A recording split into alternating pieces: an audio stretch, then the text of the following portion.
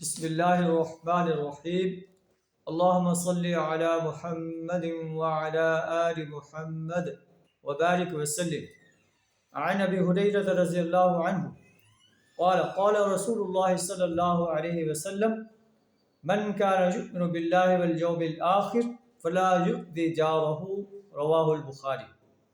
حضرت ابو ہریرہ رضی اللہ تعالی عنہ بیان کرتے ہیں کہ نبی صلی اللہ علیہ وسلم نے فرمایا، جو شخص اللہ پر اور قیامت پر یقین رکھتا ہے وہ اسے چاہیے کہ اپنے پڑوسی کو تکلیف نہ دے۔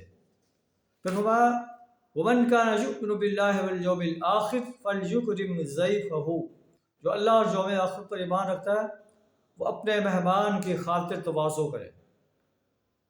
پھر فرمایا وَمَنْ كَانَ يُؤْمِنُ بِاللَّهِ وَالْيَوْمِ الْآخِرِ فَلْيَقُلْ خَيْرًا أَوْ لِيَصْمُتْ، جو اللہ اور آخرت پر ایمان رکھتا ہے وہ خیر کی بات کہے، اچھی بات کہے یا خاموش رہے۔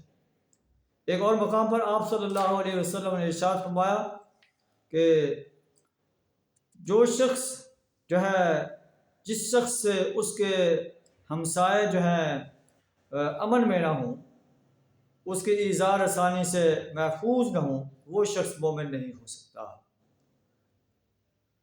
الفاظ ہیں حدیث کے، حضرت ابو شریح رضی اللہ تعالیٰ عنہ روایت کرتا ہے کہ نبی صلی اللہ علیہ وسلم فرمایا واللہ لا یؤمن واللہ لا یؤمن واللہ لا یؤمن، اللہ کی قسم وہ یہ شخص ایماندار نہیں ہو سکتا، مومن نہیں ہو سکتا۔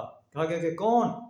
اللہ کے رسول صلی اللہ علیہ وسلم آپ فرمایا الذی لا یأمن جارہ بوائقہ، جس کے ظلم سے اس کا ہمسایہ محفوظ نہیں ہے۔ اللہ سے تعالیٰ ہمیں ہمسایہ کے ساتھ حسن سلوک کرنے کی توفیق عطا فرمائے۔ آمین ثم آمین۔